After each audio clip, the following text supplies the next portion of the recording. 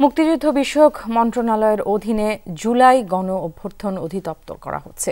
এর অধীনে শহীদ পরিবার ও আহতরা আজীবন সহায়তা ও পুনর্বাসন করা হবে বলে জানিয়েছেন তথ্য উপদেষ্টা।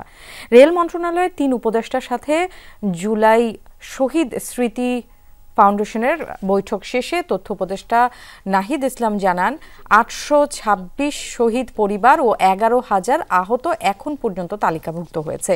৩১ জানুয়ারির মধ্যে তালিকাভুক্ত হওয়ার সুযোগ রয়েছে। তথ্য উপদেষ্টা জানান শহীদ পরিবার ও আহতদের জন্য ৬৩৭ কোটি ৮০ লাখ টাকা অর্থ সহায়তা দেওয়ার সিদ্ধান্ত হয়েছে। এর মধ্যে প্রথম ধাপে জানুয়ারি মাসে ২৩২ কোটি ৬০ লাখ টাকা দেওয়া হবে। আগামী সপ্তাহ থেকে এই অর্থ সহায়তা দেওয়া শুরু হবে। বাকি টাকা জুনের মধ্যে দেয়া হবে। শহীদ পরিবার আগের ঘোষণা অনুযায়ী ৩০ লাখ টাকা পাবে।